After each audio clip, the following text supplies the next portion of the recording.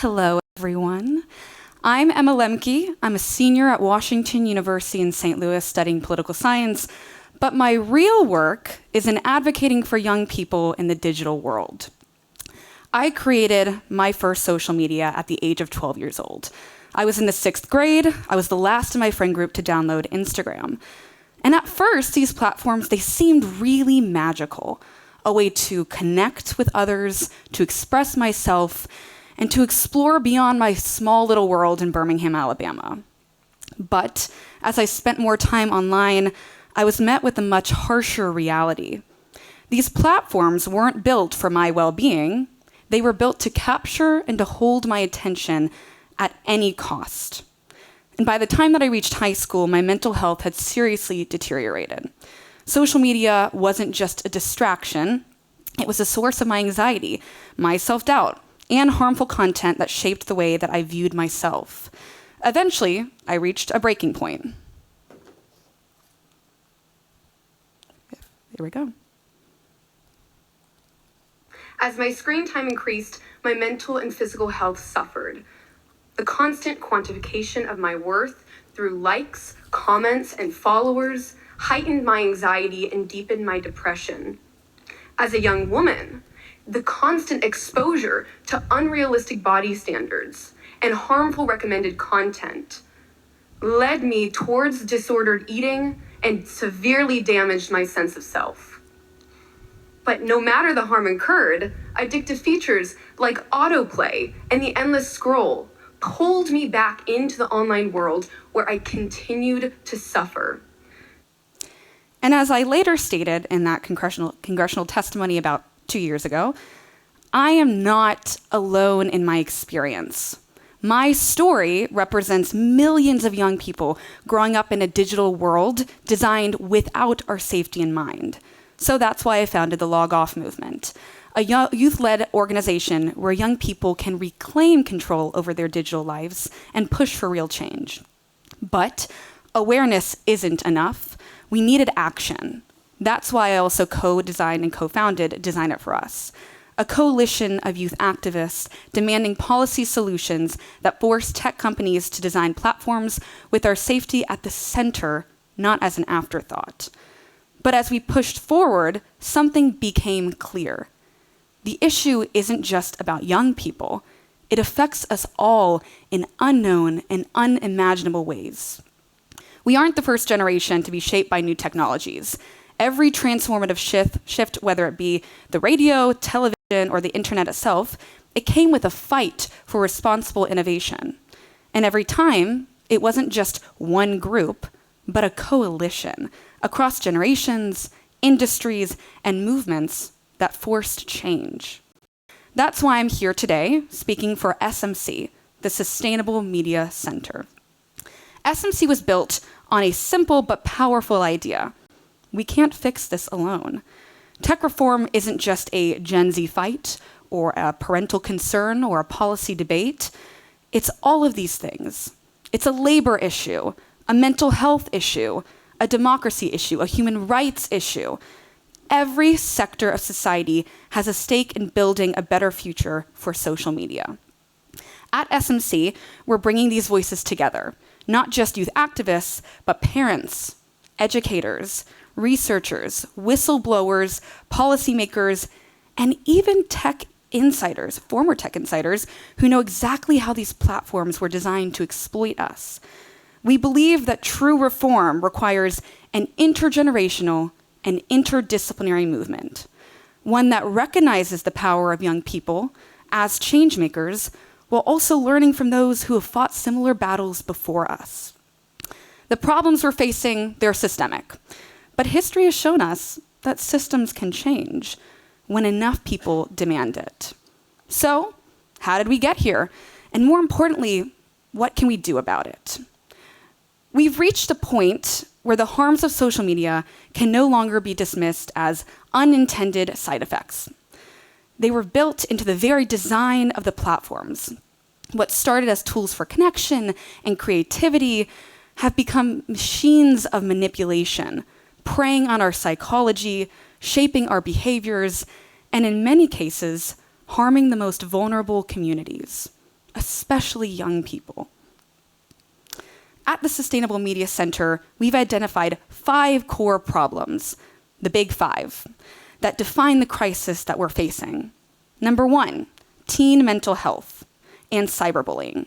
Social media fuels comparison cultures, exacerbating anxiety, depression, self-esteem issues, especially among teens. The rise of cyberbullying and harmful algorithmic content has been linked to self-harm and worsening mental health, particularly among young girls. Second, misinformation and disinformation. False and misleading content spreads rapidly, distorting reality and undermining democracy, public health, and social trust. Algorithms favor sensationalism over accuracy, making it harder and harder to discern fact from fiction. Addiction and decreased attention span as third. Platforms are designed for addiction and using infinite scroll, autoplay, and notification loops to keep users engaged for as long as possible. Studies show this is actually rewiring our brains, shortening our attention spans, and making deep focus increasingly difficult. 4, erosion of privacy and data exploitation. Social media companies collect and monetize massive amounts of user data, often without full consent or even awareness.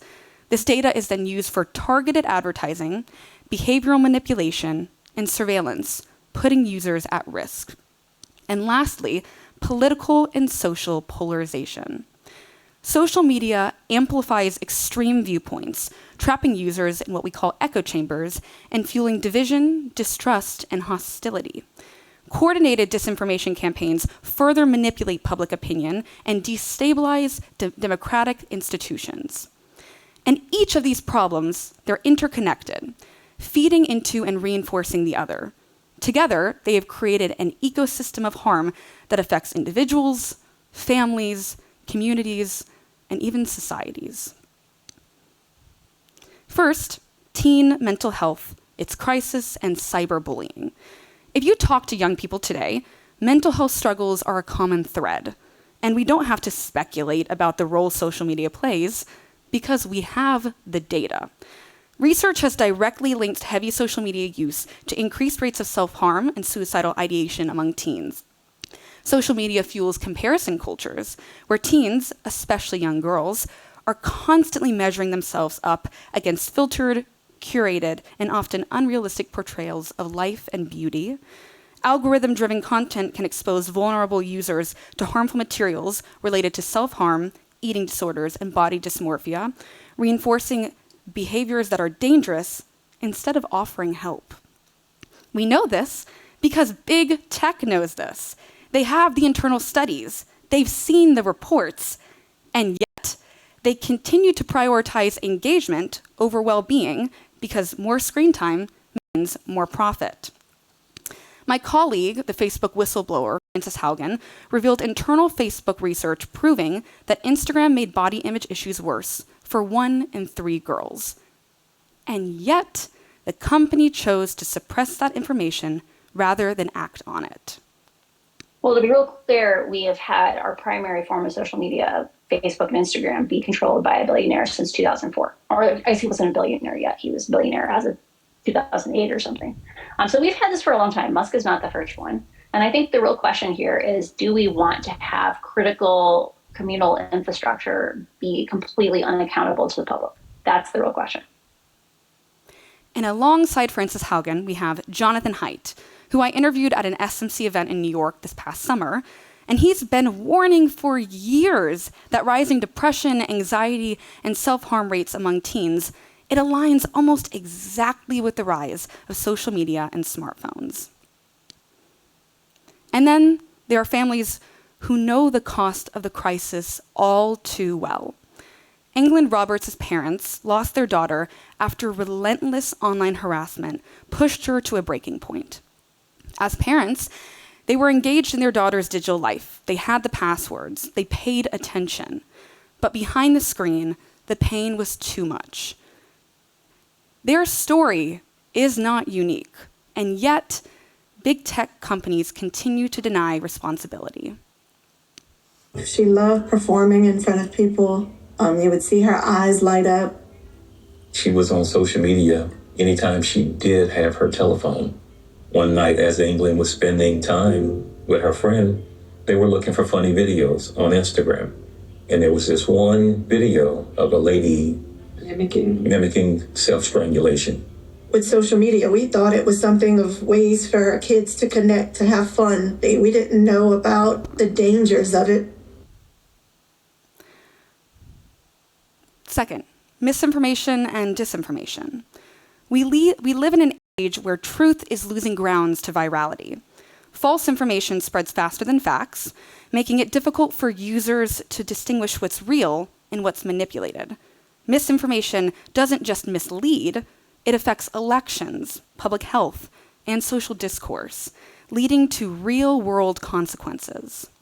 Algorithms, they favor the extreme, because the more sensational, polarizing, or enraging a piece of content is, the more likely it is to go viral. We saw this specifically during the pandemic, when anti-vaccine conspiracies flooded platforms. We see it in global politics, where disinformation campaigns are used to manipulate public opinion, spread propaganda, and influence elections. Big tech has built an environment where lies travel faster than the truth, because outrage and fear, it keeps people clicking. Third, addiction and decreased attention span. We've been trained, honestly engineered, really, to compulsively check our phones. I bet you at some point in this talk, one of you is going to have a notification, you're even going to check it. And the infinite scroll, autoplay, and constant notifications aren't just conveniences. They're deliberate psychological traps designed to keep us hooked. Studies show that prolonged social media use is rewiring our brains, leading to shortened attention spans, compulsive behaviors, and increased difficulty focusing on deep work or sustained thought. Addiction to social platforms is interfering also with education, productivity, and real-life relationships. Social media platforms thrive on one thing: your time. The longer that they can keep you scrolling, the more ads they can sell you. And they are making billions of dollars at the expense of our well-being and our attention. But just the absurdity, so our situation is this. A couple of giant companies basically control our children's social lives. They've invited them in, they're hosting childhood and adolescence now. The main obstacle I've faced is resignation, the sense that this is, the train's left the station, we can't undo this is the way of the future. The idea that the most powerful companies in the world host our children's childhood and have no liability, no responsibility is completely insane. And just as a side note, if you haven't read The Anxious Generation by Jonathan Haidt, I seriously consider picking it up over the next few weeks. Fourth, we're going to talk about erosion of privacy and data exploitation. Think about this. Every time you open up an app, scroll, like, or pause for just a second too long, you're giving away a piece of yourself. Social media companies collect vast amounts of information and personal data, not just what we share or what we watch, what we search, where we go, but also how long we linger on content. That data is then monetized, sold, and used for targeted advertising, shaping not just what we buy, but how we actually think, how we actually behave. Privacy breaches and data leaks have also put users at risk of identity theft, scams, and mass surveillance. Users often think, well, I have nothing to hide. But this isn't about hiding, it's about control. Right now, big tech companies hold all of the power, and we hold almost none. Next, political and social polarization. We are more connected than ever, but we also are more divided than ever. Social media algorithms favor outrage, pushing users deeper into echo chambers and confirmation bias loops. The result? A more polarized society, where productive dialogue is replaced by hostility and misinformation. Troll farms, foreign disinformation campaigns, and bad actors, they exploit these platforms to sow division, weaken trust in institutions, and destabilize democracies. And this is not just a young person's problem. This is not just about Gen Z or millennials or parents worried about their children. This is everyone's problem. What connects all the big five? They aren't separate issues. They are symptoms of a system designed for profit and not for people. The good news? Systems can be changed, but it won't change by itself. It will take collective action, it will take policy, it will take intergenerational movements. We know what the problems are. Now we need to talk about who is responsible and who has the power to fix it. If social media harms were only affecting one group of people, fixing the problem might be a lot simpler. But the reality is that no one is untouched. These platforms shape how we learn, how we communicate, how we see ourselves, and even how we govern. This is not just a crisis for young people. It's a crisis for families, for educators, businesses, society as a whole. And if we're going to fix it, we have to understand who is affected and how. At the Sustainable Media Center, we work with stakeholders across every part of this ecosystem, because the only way to change this system is together. First, young children, growing up in an algorithmic world. A generation ago, childhood meant playgrounds, books, face-to-face interactions. Today, it means YouTube, TikTok, and algorithm-driven content that is shaping developing minds before they even understand what an algorithm is. By age 8, over 50% of children have their own tablet or smartphone. By age 12, more than 80% are on social media, despite age restrictions that are rarely enforced. Platforms target young users with addictive content, shaping their behaviors before they even understand the risks. We've heard the stories of children spiraling down algorithmic rabbit holes, exposed to violent, inappropriate, and extremist content, simply because the platform's designed to prioritize engagement over safety. YouTube, TikTok, and Instagram, they all claim to have safeguards. But time and time again, investigations have shown us that they fail. A 9-year-old should not have to battle an algorithm designed by a billion-dollar company to keep them hooked. And yet, millions of children are growing up in that battle right now. Next, teens, the most harmed generation. If Gen Z is the first generation to grow up entirely in the digital age, then they are also the first to experience the full weight of its consequences. Teen mental health has plummeted in the social media era, and we know why. The constant pressure to curate a perfect image, to be liked, to be followed, and to be validated by strangers. The addictive pull of endless scrolling, which keeps them glued to their screens at the expense of their school, sleep, and relationships. The algorithm-driven exposure to harmful content, from body distortion to self-harm encouragement. Jonathan Haidt describes this as a massive, uncontrolled social experiment on the mental health of an entire generation. And unlike previous generations, teens today cannot escape their struggles by simply logging off, because social media has become the primary way they connect, they socialize, and they exist in the world. This is not their fault. They did not create these platforms. They did not design these algorithms. Yet, they are the ones paying the price. Young adults, hooked from adolescence, struggling into adulthood. By the time social media users enter young adulthood, the patterns have been set. A decade more of screen time addiction, a fractured attention span, and a deeply ingrained dependence on digital validation. Young adults today are facing record levels of anxiety and loneliness. And yet, wasn't social media supposed to make them feel more connected than ever?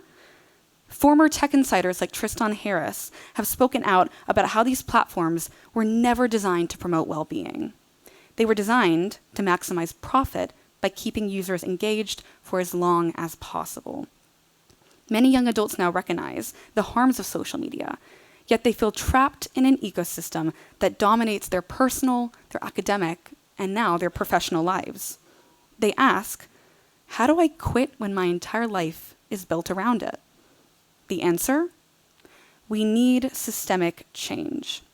individual willpower is no match for an industry that has spent decades engineering addiction.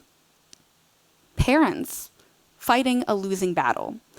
Every parent today is navigating an unprecedented challenge. How do you protect your child from a system that is designed to bypass you? Parental controls? Easy for kids to work around. Screen time limits? Hard to enforce when they're at school and their social life and their entertainment are all online. Just wait until they're older. That's not realistic when their entire peer group is already on social media. Many parents feel powerless, watching their children struggle with anxiety, bullying, and digital addiction, knowing that they can't simply take away the phone without isolating their child from their friends and their community. Parents should also not have to fight billion-dollar corporations alone. They deserve real protections, real accountability, and real support. Teachers competing against the algorithm. Educators have always been tasked with preparing students for the future, but now they're fighting a system that is actively undermining focus, curiosity, and deep thinking.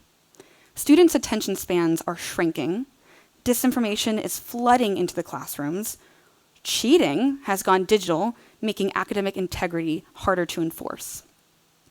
Teachers didn't sign up to be content moderators, attention monitors, and digital literacy experts, but today they have no choice. If we want the next generation to think critically, engage meaningfully, and learn deeply, we have to create an online ecosystem that supports education, not erodes it. Brands and advertisers caught between profit and ethics. Social media isn't just where people connect, it's where businesses grow. For years, brands have relied upon platforms like Instagram, TikTok, and Facebook to reach consumers. But now, they feel as though they have a moral dilemma. Despite known mental health risks, most major brands continue investing heavily in social media platforms, prioritizing profit and reach over ethical concerns. Advertising dollars fuel the algorithms that promote harmful content, creating a direct link between brand spending and mental health impacts. While brands have leverage to demand platform accountability, few are willing to sacrifice engagement metrics by pushing for meaningful safety reforms. And some brands are starting to pull back from these toxic platforms, refusing to be associated with harm, while others are doubling down on hate-for-profit platforms.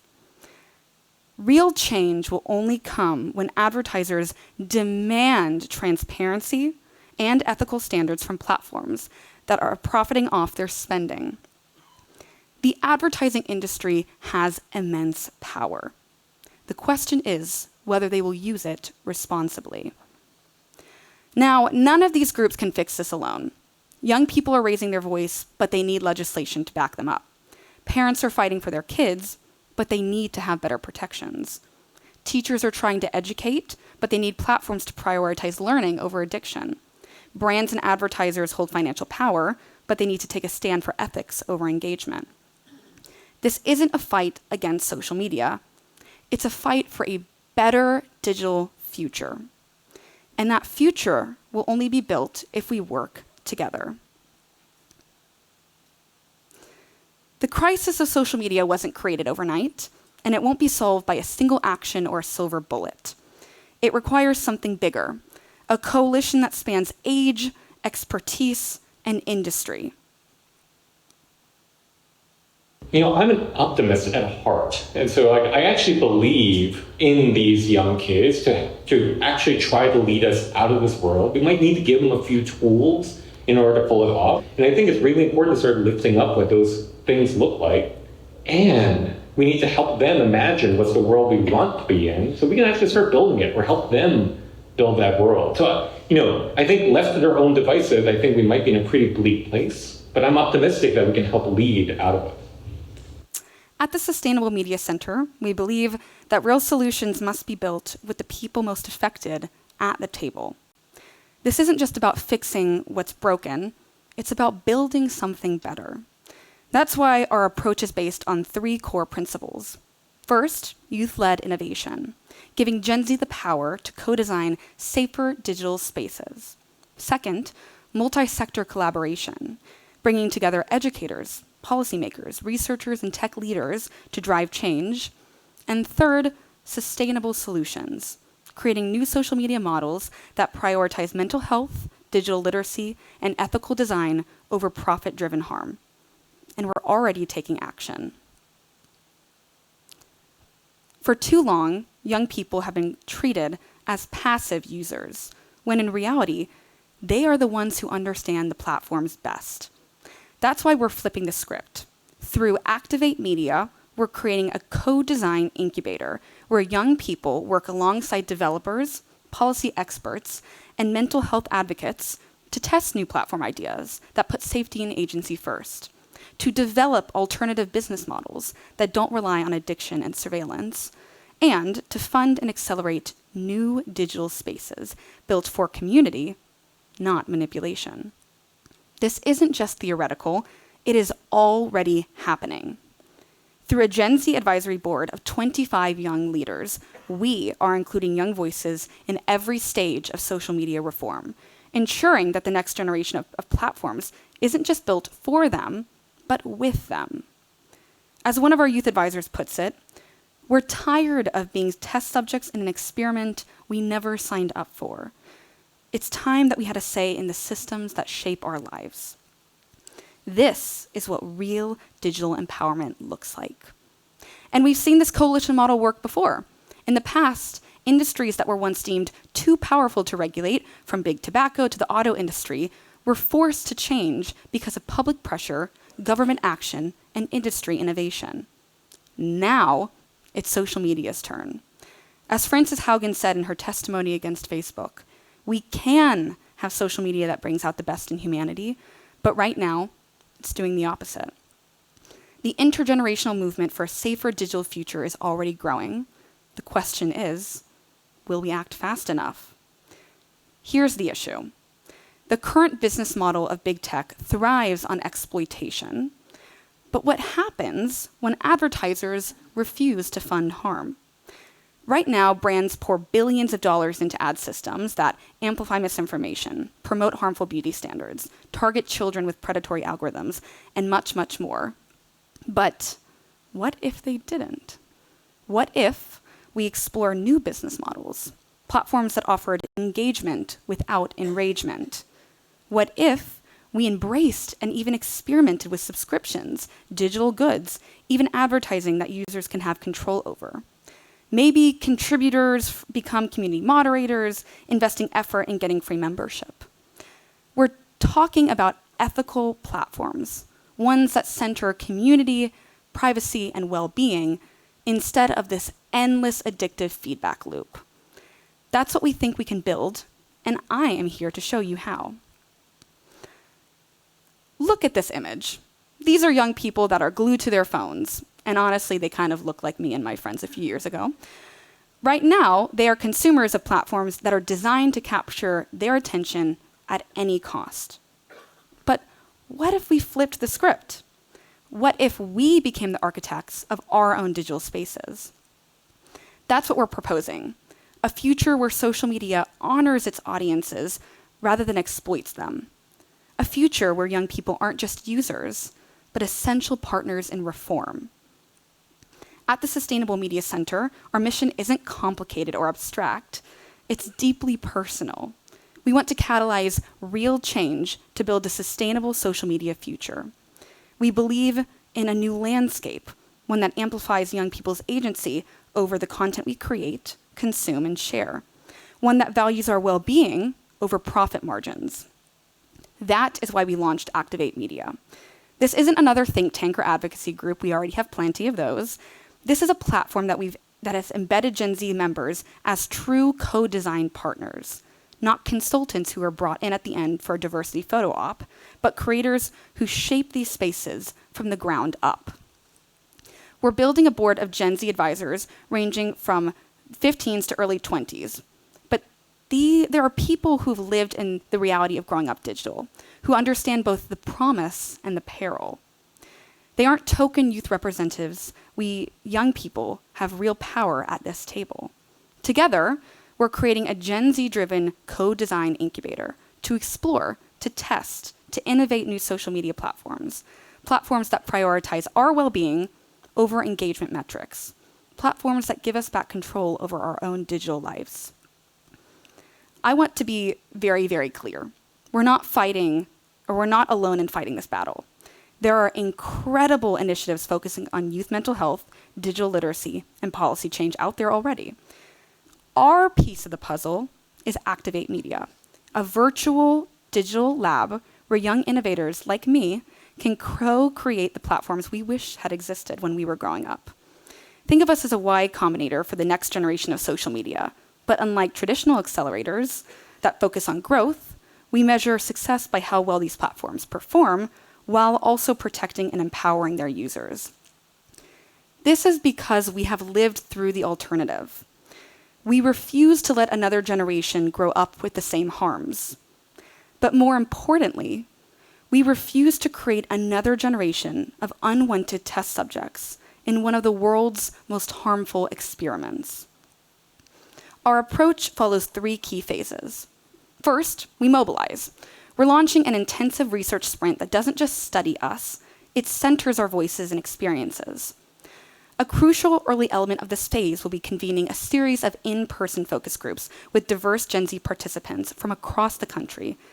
We'll create safe spaces where young people can openly share what they love about social media, what they hate, what hurts them, what they wish could be different.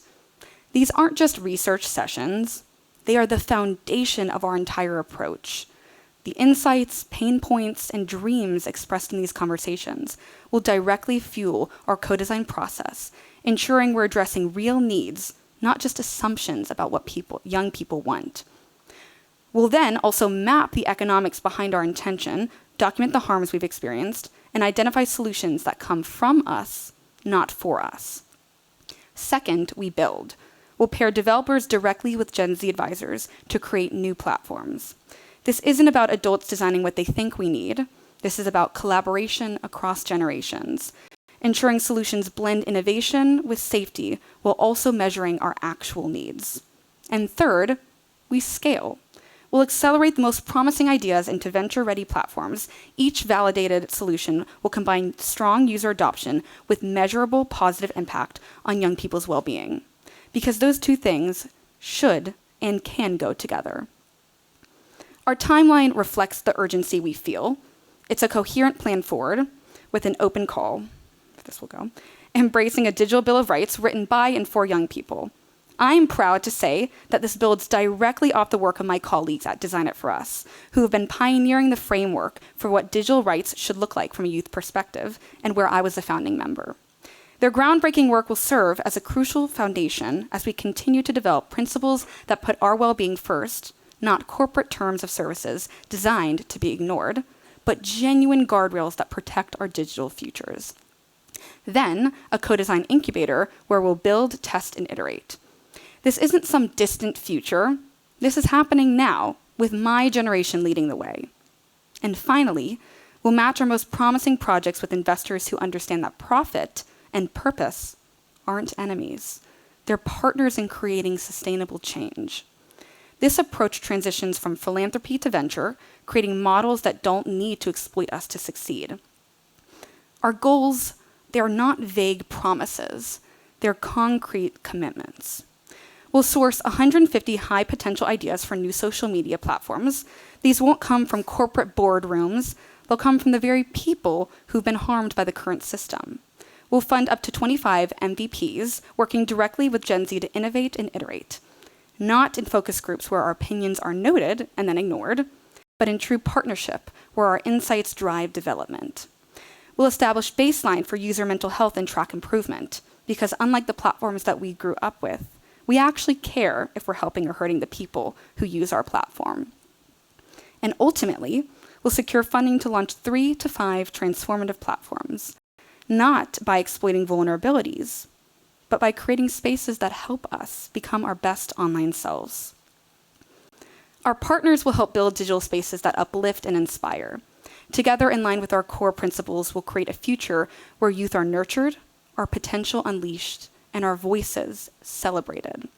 This isn't about small tweaks to an already broken system.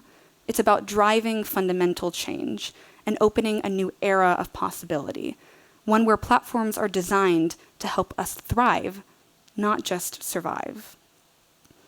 Our 5 foundational principles will be codified into our public health and benefit corporate bylaws. First, youth empowerment.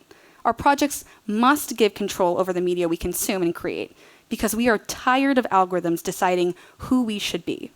Second, data ownership and control. Our platforms must ensure we have ownership over our digital selves, because our data is our story, and our story belongs to us. Third, diversity and inclusion. Our platforms must prioritize diverse voices to combat stereotypes, because social media should reflect the full spectrum of the human experience, not just narrow ideals.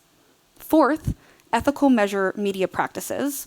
Our platform will reduce the amplification of harmful content, because we have seen what happens when engagement is the only metric that matters. And fifth, impact measurement. We will continuously assess how our projects affect real people, because unlike current platforms, we actually want to know if we're causing harm. Social media sustainability means amplifying connections without stealing agency. We'll measure what actually matters. Alternative revenue growth, testing new models beyond the attention economy, because there are ways to build sustainable businesses without exploiting human psychology. User metrics, tracking not just time spent, but well-being improved, because engagement shouldn't come at the cost of mental health. Our test market during co-design will be small, but our vision is for all 35 million young people in the US, ages 10 to 18, to eventually have access to healthier digital spaces. Because every child deserves to grow up with digital environments designed for their well-being, not just their attention. The takeaway is simple. Big systemic problems call for bold funding partners who ask fearless questions, remain curious about what's next, and embrace the future with conviction. We have work to do, and we're ready. I'm not alone in this work, and I'm proud to stand alongside an incredible team of Gen Z advisors and experienced professionals who are committed to transforming social media. From my fellow youth activists like Zaman Qureshi, Deja Fox, and Jacqueline Corin, to whistleblowers like Frances Haugen, who risked everything to expose the truth, to researchers and innovators who are helping us build better systems. We are a coalition united by a single purpose: to create a digital world worthy for the next generation. We can't build it by ourselves, but we can build it with you. We refuse to accept that exploitation is the price of connection.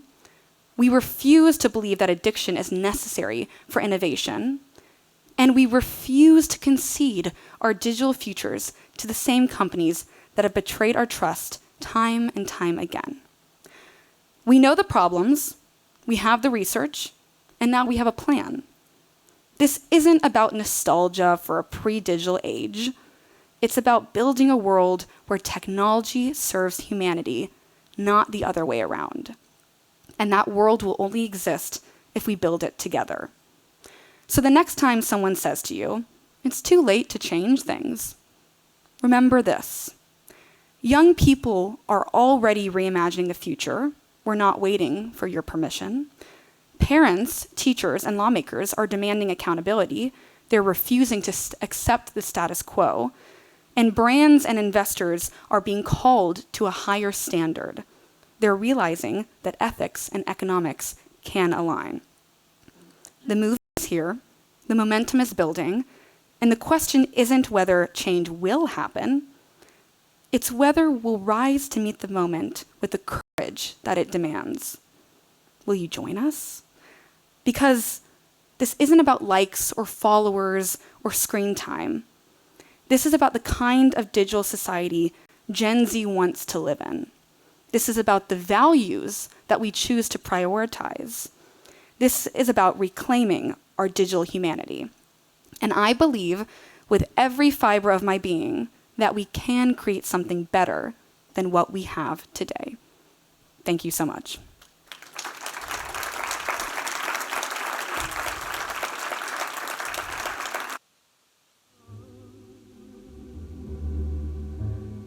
Move on to the Q&A portion. If you go to your app, I know that you can ask questions there, and I can ask anything. Slides go, yeah. Thank you so much. And I just want to preface with, I do not know everything. I'm not an expert on all things technology, but I am very passionate about this issue and Gen Z voices, so feel free to fire away. Can I just ask a question? Sure, go ahead. Great presentation. You talked about you're not alone. It seems to me like big brands like Coca-Cola, they should be in this. Yeah. Are you seeing big brand activations coming beside you? You know what? I have been in the space, it sounds like not for too long, but for about 5 years. When I started Log Off, I was going into my senior year in high school. Starting from that point on, I remember entering and thinking that no big corporation was going to really join the ranks. No one was going to become a stakeholder that actually cared. I have to say, over the past 5 years, I have seen an increasing number of big corporations begin to stand up. Even looking at like Pinterest, for say. Pinterest has done a great job engaging with building better digital futures, enabling young people to have, healthier experiences on their platforms.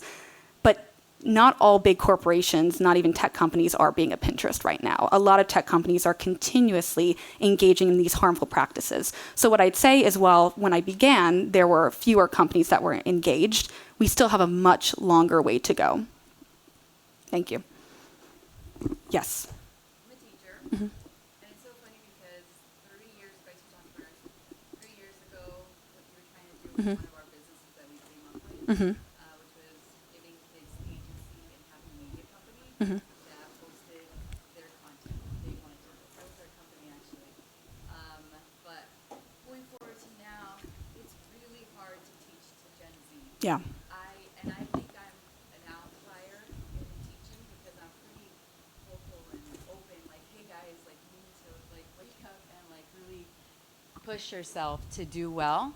And this class is teaching you some of those things, but it's really difficult for me to get to them. I try really hard to motivate them, to inspire them, and I'm still getting these walls. But I'm also at a low-income school, so it's difficult, so they have social media, which is a distraction, and then the trauma of what they're experiencing. So I just wanted to ask you, like, how you think, what I can kind of, in what direction will help me get them to pay attention and to do the work, and let's move forward. Yeah. Well, first off, I want to thank you. I want to thank any and all teachers in this room right now. You know what? I grew up in the digital age that experienced this, and it was hard enough being a part of a guinea pig generation. I can't imagine being in another generation who has to witness that and has to teach through that. So I want to thank you to start off. I also want to say that it really is all about support. I think that specifically with Gen Z, we're a very active generation. We've gone through a lot. We've grown up in a digital environment. So that's all we know. So I think the best way to go about, trying to be there is continuously providing active support and empathy, and understanding of, I understand where you're coming from. I understand that you grew up in this digital world, but here are potential ways moving forward. And not only saying and preaching that to them, involving them in the active process. So exactly what you were saying, if you're going to talk through, get off social media, or like, here are the reasons why, like, you shouldn't be on your phone during the classroom. Well, I've talked to many teachers before, and we've talked through what are kind of solutions where you can actively engage in a collaborative conversation about, like, what do you like about social media? What do you dislike? How do you think it helps you? How do you think it hurts you? And what I found with a lot of teachers is that students actually engage in those conversations because Gen Z has a lot to say. Like, if you ask most Gen Z, they're not going to just sit there and say, oh, social media is absolutely outstanding and I want it in exactly how it is forever and always. Like, people have grievances, and I think oftentimes people just need those platforms to be heard. And then from there, once you hear those voices in a collaborative manner, you can move forward to co-create kind of solutions. Hello. Thank you. Wonderful presentation, very impressive. I'm from Germany, and I'd like to know if I understand correctly, your initiative is focusing on the US, whether you're monitoring similar activities elsewhere in the world, and if you have kind of benchmarks of building a network for similar activities in other territories. Yeah, great question. I can speak to the multiple hats that I wear, specifically with kind of the youth-led movement in general regarding tech advocacy.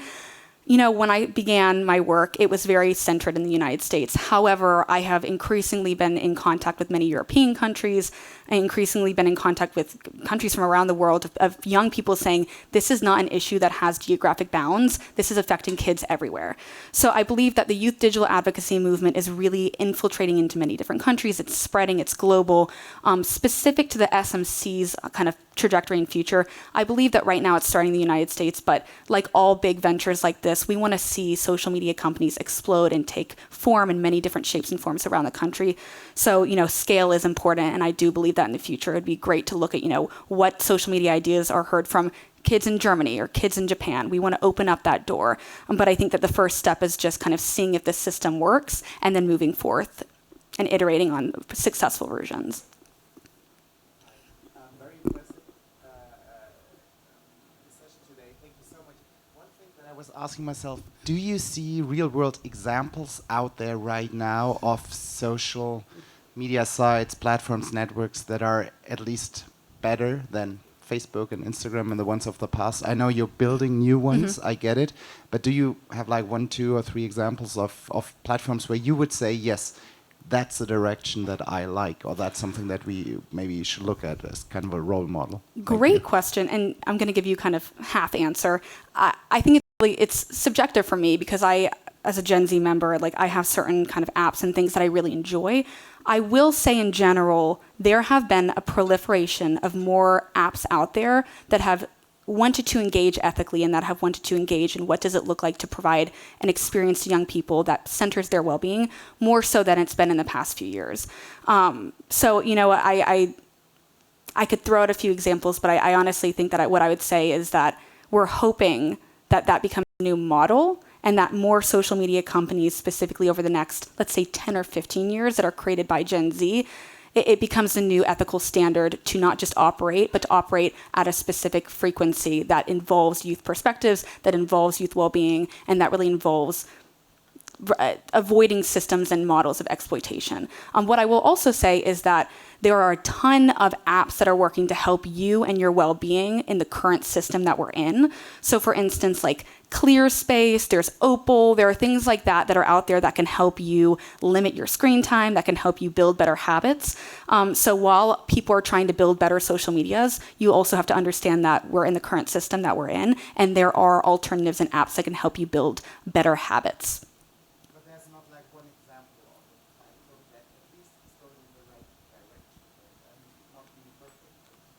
There are a few examples. Like I'll say, for instance, like one current app that I appreciate the direction that they're going in, like I mentioned, is Pinterest. Pinterest has taken many steps to limit the amount of harmful content that they host on their platform. However, you have to keep in mind a Pinterest isn't an Instagram. The reason you go to a Pinterest is not the same reason you go to TikTok or Instagram or Snapchat. But I will say that they're a better example of a current big tech system or company that is working, I think, to integrate themselves into this new model that is forthcoming. As a Gen Zer myself, first of all, I just want to say thank you because so much of what you said resonated with me. And I know a lot of my friends have had similar experiences. A lot of people I know have had similar experiences. So I just want to say thank you, first of all. But I wanted to ask, is it overwhelming that there are so many social media apps that you kind of have to combat? I mean, like you just mentioned, there's Snapchat that has its own specific focus. I'm not going on Snapchat for the same thing I'm going on Instagram for. I'm not doing that for the same thing I'm going on TikTok for, which is why when TikTok almost shut down, the world kind of lost its mind, especially Gen Z. So is it concerning, overwhelming that there are so many that you have to take on? And is there maybe one in particular that you're going to try to start with and then move into that greater space? Because even if you take on Instagram, like I said, there is still TikTok, there is still that Snapchat, and all of those are affecting people's mental health. Because I know I focus on different apps that my friends don't necessarily focus on. So I was just kind of wondering that dynamic of it. That's a phenomenal question, and thank you. It's nice to have another Gen Zer in the room. That's a really great question.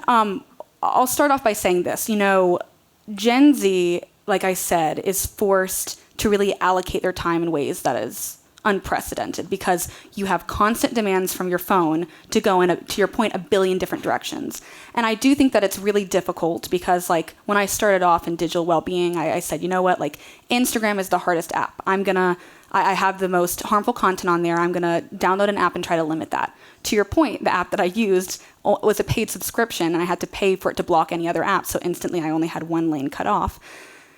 And after that, I kind of realized, to your point, this is like, I think it's Hydra, whatever the mythical snake is, where if you cut off one head, it grows back. It's a gigantic issue.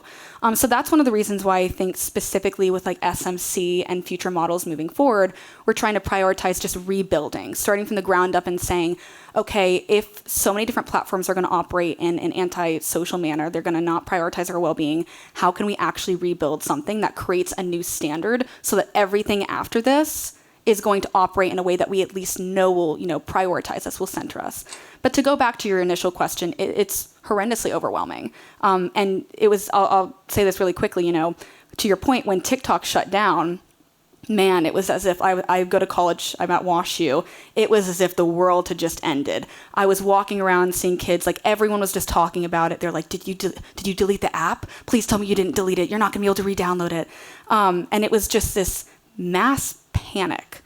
And that was the moment when I kind of realized that, well, there was mass panic, and then do you know what everyone did? They turned to Instagram. So that was kind of the moment that I realized, like, okay, a ban might have good intentions, but it's a really blunt tool and instrument for change, because all it does is it blocks one pathway and a new door opens. You don't go on TikTok, you go on Instagram. The same issues are there. They might have different purposes, but the same issues are there. So to your point, it's extremely overwhelming, especially in the digital advocacy space.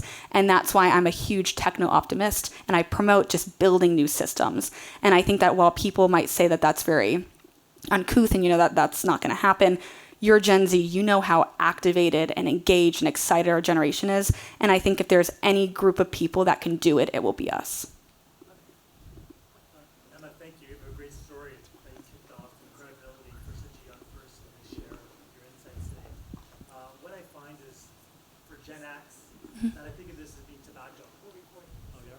I think of it being a big tobacco. So when I was growing up, there were cigarettes. They knew it was bad for you, but it took 2 decades before they realized they were culprits and were fined. It's still going. In Ontario, where I live in Canada, my wife and I, we have 2 teenage children. Last year, they banned cell phones in high school. And it was landmark, and it was fantastic.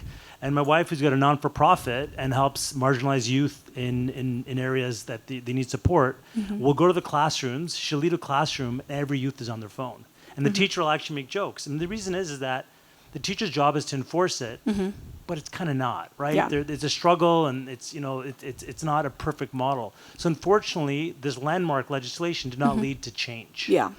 Are you familiar with that across other states here in North America, in the U.S.? That's actually a really interesting point. I know one of the individuals that we showed today was Jonathan Haidt, and Jonathan Haidt is a huge proponent and believer in get the phones out of the classroom.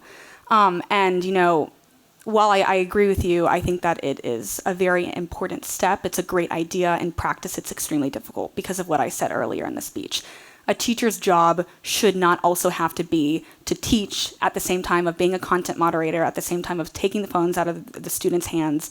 It becomes an impossible dilemma.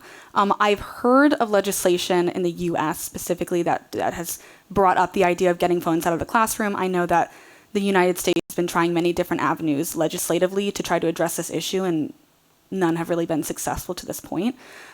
And I think that just shows that there has to be a larger coalition behind this push.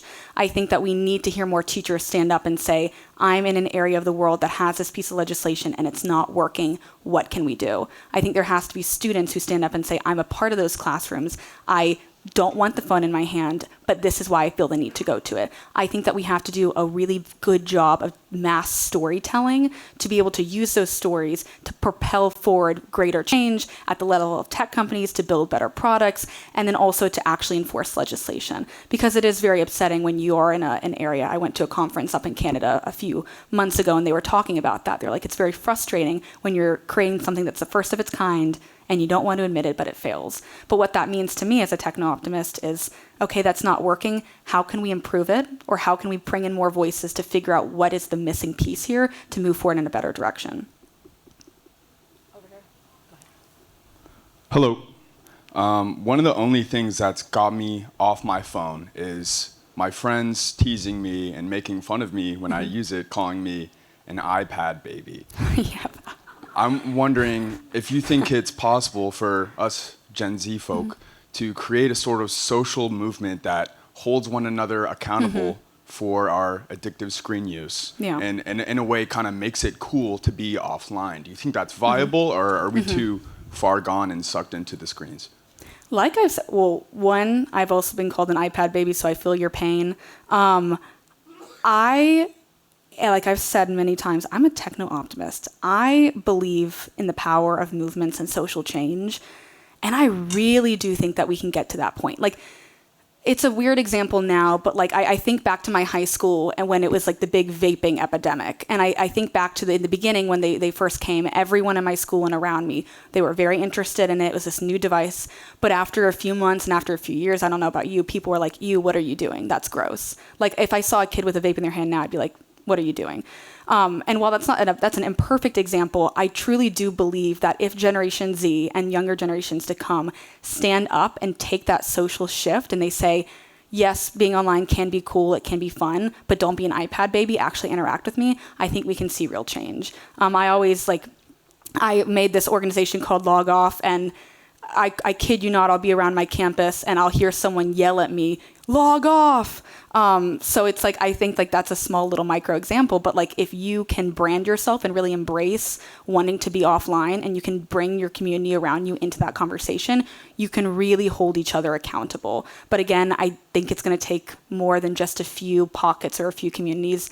It's going to take a much larger Gen Z push in saying, this is unacceptable, I'm going to help you and hold you accountable, and this is why. So I think it's going to take people like you and me standing up and not accepting that that's a status quo.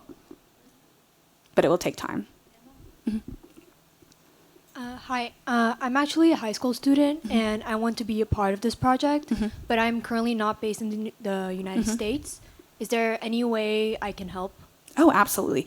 There are so many different pockets of the responsible tech world, specifically when it engages with young people. So just a few organizations that I'll suggest and put out there and I think should be on everyone's radar. Design It For Us is a great youth-led coalition. They are specifically pushing forth on policy. I'll tout myself. The Log Off movement is also a kind of more nonpartisan group that's just pushing to make the social change that was just discussed. And then you have things like Encode, or Encode Justice as it was called, which is a great organization that specifically is youth-led and it is talking about AI. Those are 3 examples, but there are so many more out there. And if you connect with any of them, they also will make sure that you find the right pocket for you and the type of advocacy you're looking to engage in. But any of those groups would be so happy to hear any interest. We're really just looking to engage as many people and mobilize as many people to push forth change in any area of the world. From advertisers' standpoint, they know excessive advertisement harm young generation, but it's a crucial tool for them for their business. Do you have any advice for advertisers? My advice would just be kind of what I said in my speech. It's that ethics and economics can align. There is a future where we just have to build better systems. It's a hard answer to say, like, we're living in a world where engagement metrics are kind of the end-all be-all, but that doesn't have to be the case. There can be a future forward where advertisers can feel empowered to use their funds to push for change. It's just what I said at the end. You have to act boldly and you have to invest wisely. And I think that it's going to take bold funders and advisors and advertisers who stand up and say, I'm no longer going to accept the status quo. I'm going to be held to a higher standard. Will that happen? I really hope so. But I think that one way it can happen is continuous pushes from all the stakeholders that were mentioned to demand change. And that's the last question. Thank you all so much.